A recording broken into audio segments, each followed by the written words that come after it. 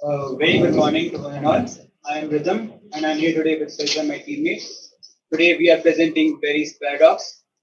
This is a paradox which is quite fascinating and it's a fascinating linguistic paradox that poses a challenge to our understanding of self-reference and set theory. Yes, we are talking about the Berry's paradox. This was formulated by a British librarian in the early 20th century and was popularized by Russell.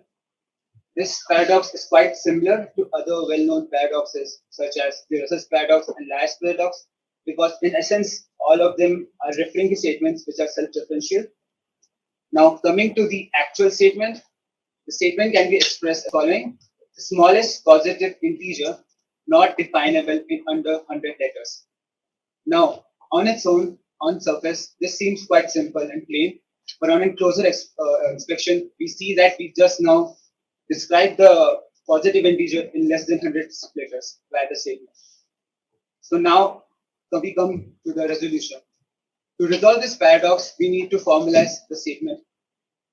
So we first construct a set, and in that set, we put all those strings of length less than or equal to L.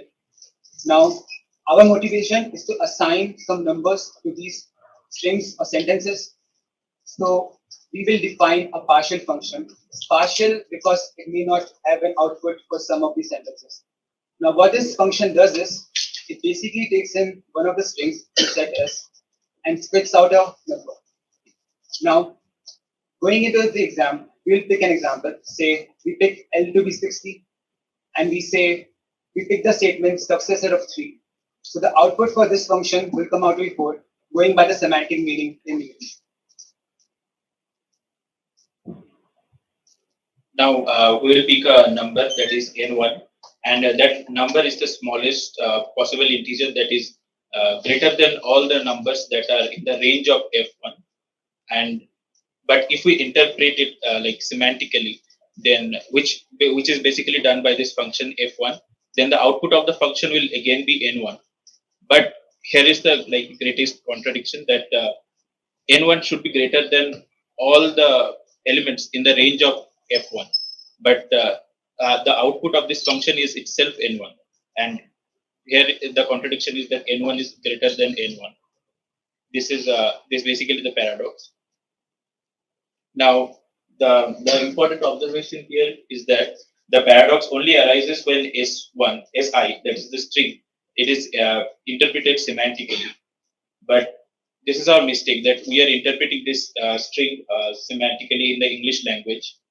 The self-referential nature of this statement causes the contradiction.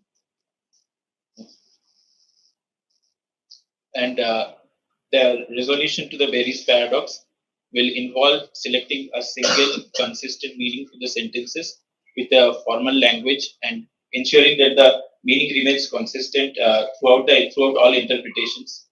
However, the English language is a natural language, and it has its own inconsistencies, and it doesn't have a precise syntax, and it doesn't have well-defined rules. And that's why when we use English to define any statement, we can run into these pitfalls of paradoxes like the Berry's paradox. Yeah. Thank you so much.